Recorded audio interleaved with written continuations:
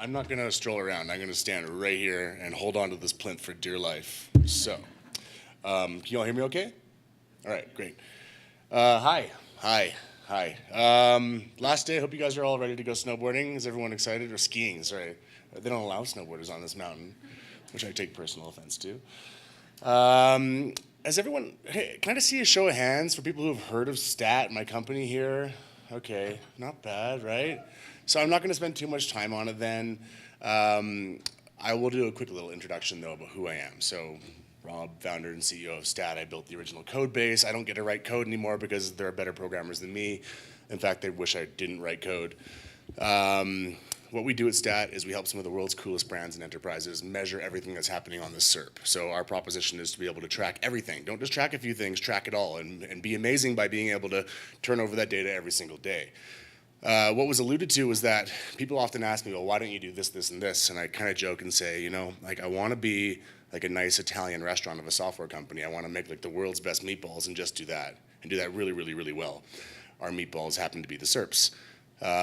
We focus on that because we can do that the best. And so STAT is a very opinionated product. It's for people who are needing to track data at a very high level and need to find all these opportunities on the SERP. That's enough about me. I'm going to talk about featured snippets today. You may have seen me talk about them before. I have some new data today, and we're going to run through it slide by slide. First of all, you can get me on Twitter at StatRob. If you want to heckle me, you can do that with the 97 Mastermind hashtag.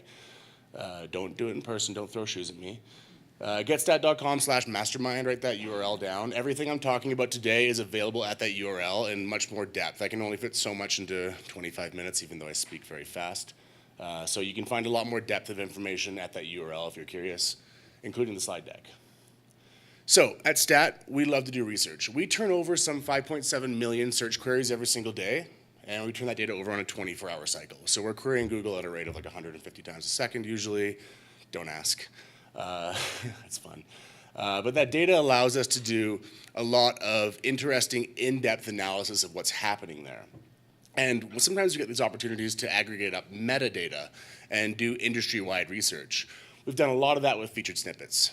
So today I'm here to walk you through a tour of the various types of research we've done over the years on featured snippets. My goal is to give you kind of like a buffet of knowledge and not go super deep, so you can sample a couple things, and if you're interested in learning more, you can go to that URL. This is a featured snippet, and it's actually my favorite featured snippet. It's what is a content scraper, and Google is a content scraper.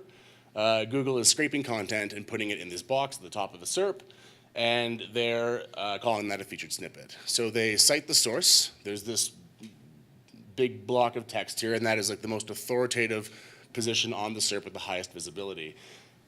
This text is actually a larger font size than anything else on the SERP, and it's right there at the very top. So it has this position of authority, and it confers a lot of authority onto the cited source site in the eyes of the searcher.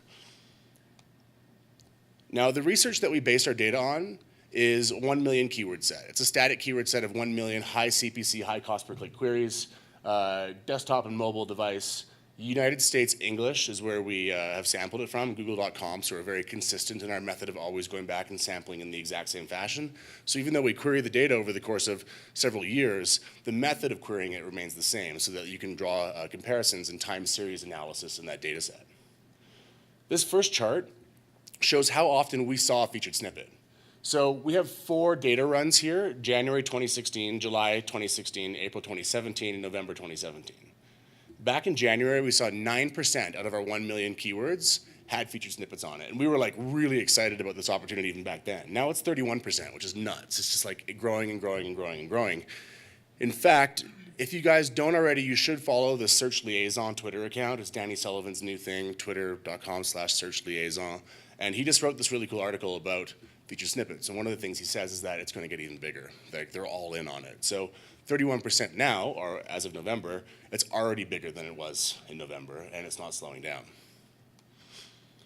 So when we looked at featured snippets, the most enticing thing about them is that they're at the very top of the SERP. They're above everything else. And when we started running the data in January, 100% of the time, they're at the very top. And the question we had in November when we just did the most recent run was, are they still 100% of the time the very top thing on the SERP?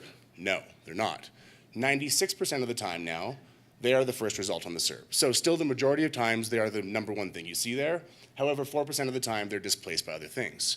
It's interesting what displaces them. You'll see a major news event, a Google News box will displace a featured snippet. Google Home Services, which they're desperate to drive revenue to, will displace a featured snippet.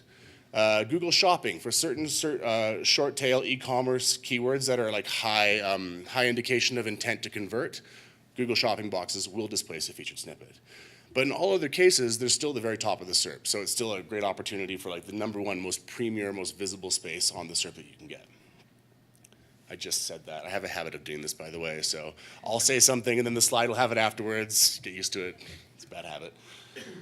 Featured snippet source position. So the next most interesting thing about those featured snippets was where they came from on the SERP, because it's this way of like winning the game without even playing by the rules. You can be in position number 5 and rank in position 0 in the featured snippet. That opportunity is really enticing. It's kind of a paradigm shift for SEOs, because SEOs think about the only way to win is to climb or crawl your way to the top.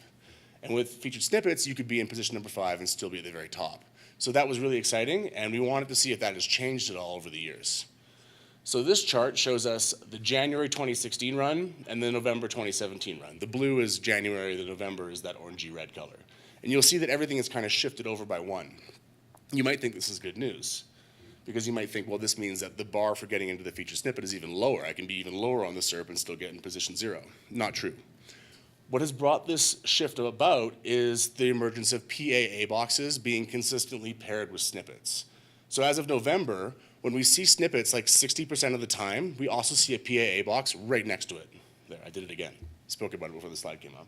So 60% of the time, the PAA box is right next to the snippet, and that in effect has shifted everything down. However, you can still leapfrog the competition. 56% of snippets are sourced from position 4 and below. Now, you definitely want to be on the first page, as you might notice here. There's a real diminishing curve. After you're at position 10 and down, you have a very low chance of getting the snippet. So if you're on the first page, you definitely have a chance of leapfrogging everyone and getting to the snippet, but every rank down, your opportunity goes down with it. Okay, so featured snippets don't exist in a vacuum. There's many other result types that are on the SERP. There's images, video, places, news, etc. And these things co-occur with snippets. It's really valuable to know what this co-occurrence looks like, because you can set up some really interesting scenarios where you can own multiple different results on the SERP and conquer a lot of visibility. For example, the old school like place video packs that were really big and chunky on the SERP, they had this great opportunity for visual real estate, and if you can also get the snippet, it's like a 1-2 punch. So you kind of want to be able to do this analysis. For our particular keyword set, the 1 million keywords, I wouldn't like say this is a universal trend across all keywords. I would recommend that you take this philosophical approach or this methodology and apply it to your own queries. But our data is based on our 1 million, and here's what we see. So this chart shows the co-occurrence of different result types with featured snippets over time. So we have January, July, April, and November runs from 2016 to 2017. On the x-axis, we have the result types: places, video, images, news, shopping, PAA. There's a crap ton of data here. I'm going to actually zoom into each section so we can talk a little bit about it. So first up, we have video packs.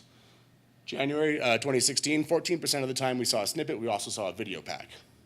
And then it was 19%. In April, when we talked about this publicly, the recommendation was, look, if you have video content and in your keyword set you see video co-occurring with snippets a lot, optimize for both. You have an opportunity to get that 1-2 punch.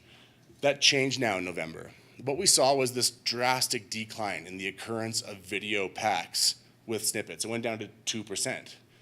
And it went down to 2% because Google rolled out this new video snippet format. So those things that used to be like a high-ranking video right next to a featured snippet just became a video snippet. On mobile, we saw this drastic increase in video carousel. So 38% of the time that we see a snippet, we also see a video carousel now, and that's significant. The problem is with the carousels is you don't get to choose if you're in position 1, 2, 3, or 4. The best you can do is spice up your video thumbnail to get some extra visual oomph and hopefully get people to click on it. But 38% of the time, there is also a video carousel there, so there still is some opportunity. It's not quite the same as getting a standalone video pack, but it exists. People also ask boxes have some of the most interesting interplay with featured snippets. It spiked in April. With 71% of the time we saw a featured snippet, we also saw a PAA box. That's down at 64%, but is still very significant in the most recent run. And we're seeing it fluctuate around there in like daily data pulls that I'm looking at, so it hasn't really changed much since then. I'll talk a little bit more about why those are important, but just know that they're like BFFs. They're like always hanging out together, always next to each other on the SERP. I have to apologize in advance. This slide is misleading because the x-axis goes from 0% to 1%, and Edward Tufte is probably just like rolling his eyes and feeling a disturbance in the force somewhere. That's bad. That's bad data viz. I'm sorry. But okay, so it's remarkable this slide even exists though, because every time we ran this data, we saw a 0% occurrence of places packs occurring on the same SERP as featured snippets. So Google knew that when there was a local intent query, they had no desire to show featured snippets ever. And all of a sudden it's at 1%. It's small, but it's growing. And we're really interested in this because this means that local SEOs all of a sudden can get in on the snippet space. And that's a pretty big change. This graph kind of blows it out of proportion, but it's still a big opportunity. We'll talk more about that in a minute. So first up, I'm going to wrap up some quick tips based on the data I just showed you. Consider video as a way to answer questions. Google has actually said because they built these new video snippet formats, they like this as like a headline snippet interaction or a UX for users for certain queries. If you have video assets, consider optimizing them to get in those video snippets. I'm really interested in doing some further research on the occurrence of video snippets. It's just not ready yet. But know that also if you can't get the video snippet itself, the carousel appears 38% of the time. And so if you have opportunities with your site and your assets to have video to work with, consider optimizing that on snippet SERPs. Those PAAs, let them inspire your content. What Google is showing and what Brittany showed in one of the GIFs that was on her slides was this infinite PAA. You can actually map out an entire topic space. So as SEOs, you're not so interested nowadays in like, oh, I'm just gonna win this one query. You actually wanna win an entire topic, right? You wanna be the most visible for, let's say, post-transaction topics that are related to customer satisfaction. And you wanna make sure that you're driving the right people to the right FAQs on your website when the product they bought broke, or whatever. So PAAs allow you to actually map out that query space. You have a root query that triggers a snippet. There's a PAA for that. With that PAA, you have 4 maybe other questions. You click on those route to other queries, and you can build a query tree. It's a really wonderful opportunity for keyword research to build out like a whole tree of different queries and then model out your topics and then go, okay, within these topics, how do we want to tackle this? Which ones do we want to gain visibility for? And yeah, local SEOs can get in the snippet game. This is a really big one. I know Greg Gifford was really excited about this. When I saw the data, I texted him right away, and I'm like, dude, you can get in some snippets. And that's really big because they have been feeling left out. So it's nice to see that local SEOs can now go after some snippets. And we're excited to see how this develops. Okay, a quick run through on featured snippet formatting. This is a paragraph snippet. You've seen this. What is a content scraper? Online accredited Christian colleges gives me a list snippet. Bullets. You also sometimes see numbers, but mostly bullets. And this is a table snippet. Actually, not a bad table. Tables are really, really hard for Google to get right. We see like the most bunk snippets I've seen are table snippets where Google just like pulls out some random junk information and shoves it in a table, and people are like, what are they doing? But it's actually a very hard problem. And the data reflects this, as I'll show you in a minute. So here is the data runs over time, and on the x-axis we have the different format types. So we've seen that when they first started rolling out, paragraphs are like the big winners. It's the easiest, lowest bar for them. All the content on the internet is already in paragraphs. They're really good at like pulling out chunks of information that are relevant, and paragraphs still win the day. But they went from 82% occurrence down to 60%, and they're stable there over the last few runs that we've done. So we don't expect much change there. Where we have seen a lot of changes in lists. Lists have climbed up, and they've climbed up at the expense of tables. So we saw Google give tables the old college try back in the July run. They peaked at 16%. And what we believe is that they got lots of user signals that those tables were just a bad experience. They're more often wrong than they are right. And so nowadays, we see tables about as often as we did back when we first started seeing them in January 2016. And we believe that tables are kind of on the out. So there are certain queries where it makes sense to have a table, but Google has a really hard time getting it right. I think it's just a hard problem space, and if they can't do it well, they just won't do it. We see lists climb a lot for like how-to or instructional queries, and also for certain queries with a given searcher intent where they're looking for commercial type queries. I'll get into that in a minute. I just wanted to quickly call out how ugly these things are. And they deserve to go the way of the dodo because they're just not useful at all in most cases.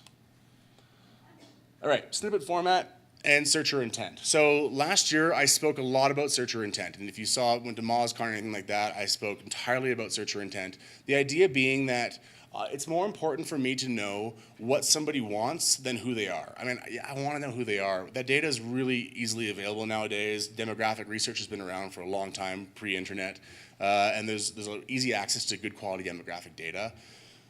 But searcher intent is like that next wave. It's about knowing what is someone's mental state and what kind of outcome are they hoping to achieve as a result of their searching behavior. And we can think about that in terms of like a commercial funnel or a consumer intent funnel that has like informational, commercial, transactional, local is a very typical funnel you see.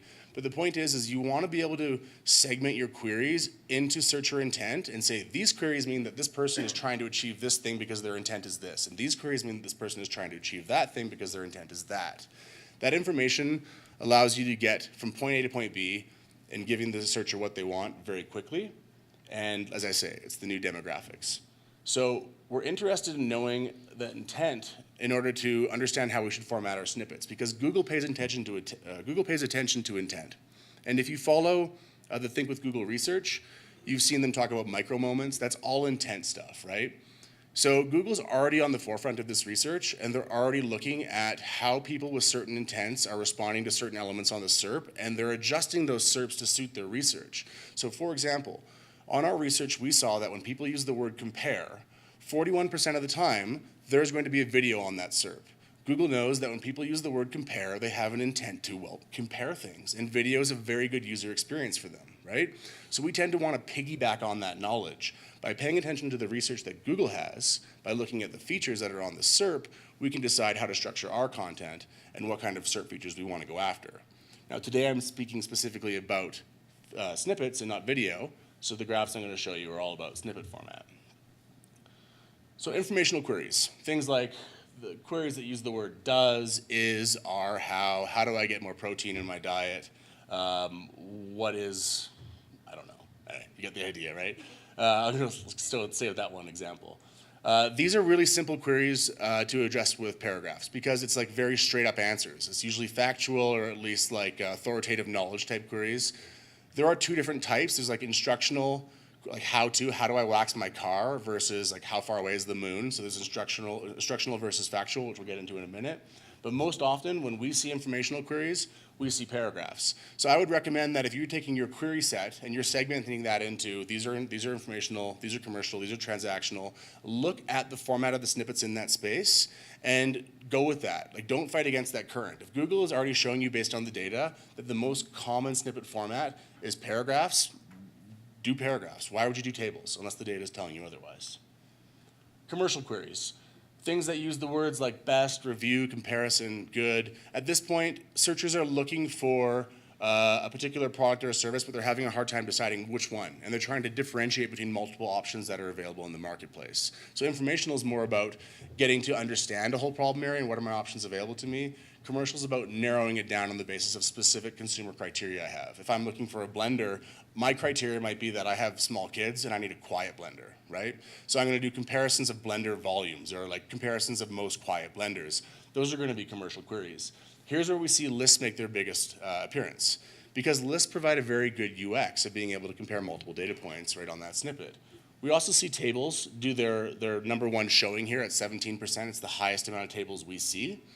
But again, they're often fraught, they're often wrong.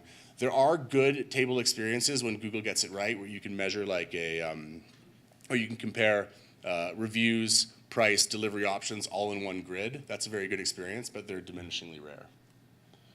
And then we have transactional queries. These are at the point where somebody is ready to actually make a purchase. So what they're looking for is like delivery information, cost information, promotional coupons, and so on. And here we see paragraphs make another rise to the top. And finally, local queries. Local queries are, well, local. They're usually using words like Vegas, Dallas, Tampa, Denver, Park City. These are queries that demonstrate that somebody is trying to acquire or get into a service that is geographically located or has a specific location where they have to go to a brick and mortar store to actually satisfy their need. The non-brick and mortar one might be like insurance. You know, insurance is different state by state, so people are going to make highly local queries when they're trying to get insurance. Other ones might be like I'm trying to get to a certain restaurant or I'm trying to get to the local Dick's Sporting Goods. The tip here is that I want you to look for high-level trends. So I'll give you this example. There are two different types of how queries. How do I poach an egg? Gives me a list. How does evaporation work? Gives me a paragraph. How do I wax a car? Gives me a list. How do frogs croak? Gives me a paragraph. So if you just stop at going, hey, these are all my informational queries, you're gonna miss this little level of detail a little bit lower. You have to go one step lower whenever possible to segment out within your segments to find these kind of opportunities to know how to format your snippets or how to format your content. That's a very simple high-level example, but whenever possible, it's a best practice to go and look at a segment of your topics that you have and go, how can I make this a little bit deeper? How can I go down this rabbit hole a little bit further? Because that's usually where you find the most refined opportunities. That example I gave of when the word compare is used, and the fact that we see videos really often when the word compare is used, is a great example of further refining a segment down. So if I have informational queries, I might break out the most common words in those queries and then bucket those and analyze those buckets. Okay, feature snippet volatility. This is the most recent research we've done. You guys are the first people to see this live at least. We've published this on our blog. The one thing that I always thought was when somebody wins a snippet, are they fighting really hard to keep it? Like, is it like game over, go home, you're good? Like, you got the snippet and everything's great, you'll have it forever? Or is it a case of you got the snippet and now the real battle begins because everyone's going to try to take that snippet away from you? Or worse, you spent months trying to get a snippet and then Google was like, you know, we don't want to show snippets for this anymore.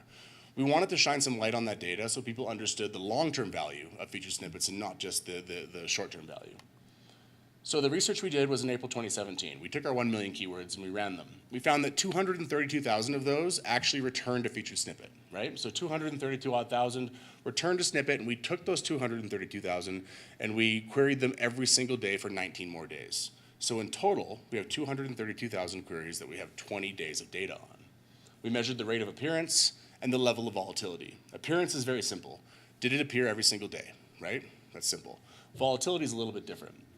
A snippet displayed volatility if it did one of these three things. If it disappeared, if it reappeared, or it switched URLs, i.e. the source of the snippet went from Wikipedia to ThinkGeek or whatever.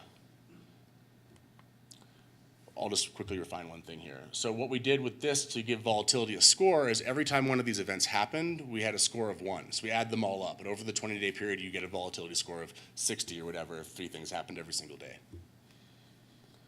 We found that 68% of our snippets actually showed 0 volatility. This was a shocker to us, because I expected the opposite. I expected snippets to be highly competitive and for there to be a lot of turnover and a lot of volatility, and it's not true. In fact, 68% of them did nothing. They appeared for 20 days, they stayed the same, the URL didn't change, they didn't disappear and reappear. It's really great news if you're already in the snippet space, because you go, well, I got that, and now I can keep it 68% of the time. It's less good news if you don't have the snippet yet. It means it's a bit harder to steal snippets. It is still possible, and we'll get to that in a minute. 21% of those snippets only flipped URLs, meaning that over the 20 days, the snippet was there all the time. 21% of them just changed source URLs. So the volatility that we saw was not in disappearing and reappearing, but rather Google trying to credit a different site with different content to see if that was a better match for the searcher's needs. 89% of our keywords had snippets that appeared every day. So what Google is saying is that if they decide they want to show a snippet for a query, they're not going to change their mind. You can rest assured that once they decide they're going to show a snippet for a certain query, they're going to stick with that and they're not going to change it. When volatility is present, it's more likely the result of a URL change. So snippets are sticky, they stick around. When they do have volatility, it's because they're flipping between different sites. Here's a great stat. 99% of our snippets have between 1 and 3 URLs during their time on the SERP. This is incredible. It means that if you're competing with somebody for a snippet, you're likely only competing with 2 different competitors, and that's it. That's wonderful. That means that you don't have to worry about a whole world of competitors coming in and eating your lunch. In fact, you have to worry about possibly up to 2 different competitors at any given time being the people who you have to watch out for. If you're tracking the data on a daily basis, you're going to be able to see those flips, and you're going to be able to identify who those 2 other competitors are. You're going to be able to go to their website. You're going to be able to figure out what they're doing differently, and you're going to be able to figure out how to do better than them. 76% of our snippets only had 1 URL the entire time. Didn't change. So the tips here are that the pool of snippets that Google pulls from is actually very, very small, up to 3 different URLs at any given time. Let's wrap it up. I'm going to walk through some of the high-level tips that I've given you and add a few more ones in for color. So first up, feature snippets aren't going anywhere. You know, Brittany alluded to this being a key part of their voice search strategy, and it's true. If you're optimizing for featured snippets, right now you're optimizing for organic visibility in desktop and mobile to be the most authoritative, most visible result on the SERP for your particular client or your business. And you're also getting this freebie of optimizing for the future of voice search, because Google's voice search is dependent on featured snippets. So 2 birds, 1 stone. There's no reason why you shouldn't be considering this as part of your strategy. You have to track it though. That's the key thing. Yes, we've learned that volatility is not a major concern there, but there are changes and new things happening all the time. For example, the emergence of these video snippets. That's something that you need to have a regimen for tracking on a daily basis to see how these opportunities are changing. Of course, I want you to use Stat for that, but there's lots of other products out there that do this. Moz does it really well, and you can definitely use any number of softwares to track this data. I do recommend tracking it on a daily basis because we see a lot of intraday fluctuations. You should research the type of snippets that are appearing in your query space and format to match. So if you have a certain query space or a topic group, and the format of the snippet is most often lists, go with that. Don't fight against that. Don't try to optimize paragraph content. Optimize for lists because Google's telling you that's what they want to show users based on their research into what users want. Use those people also ask boxes to inspire your content. Great source for keyword research. You can really go down a rabbit hole, but you can map out whole query spaces that way. You can steal weak snippets. If you're in a particular topic space where 99% of them are lists and you see a paragraph, that's a weak snippet. Go figure out what that content is, figure out a way to get that on your site naturally in a proper list like Google wants, optimize for it, and you can steal snippets. That's the best way to spot weaknesses, is to spot outliers that aren't matching the trend of the different format types that you most often see in a query space. One of the most underrated tips that I don't see people doing enough is this one. If you have a business that has customers in the US and Mexico, let's say, and you have the snippet on an English keyword, and you look in Mexico for the Spanish equivalent of that query, and you don't see a snippet there, you can rest assured that Google actually wants to show a snippet for that. Why wouldn't they? If they're showing it in English, they would want to show it in Spanish too. They don't have authoritative enough content to pull it out and put it in a snippet. So if you spot that gap where one language and market has a snippet and the other language and market doesn't, get some geographically relevant content there, optimize it, and you can get a snippet in that market. It's a really great indicator of future opportunities for you.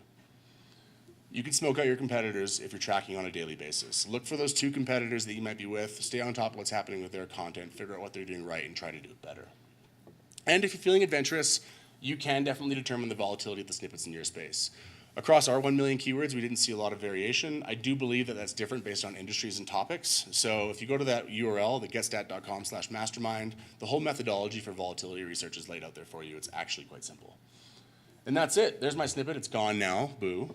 But I had a snippet for a brief, glorious period. If you're interested, you can download those findings at the URL, and thank you for your time. I'm happy to answer any questions anyone might have about featured snippets or anything related to them. Thanks.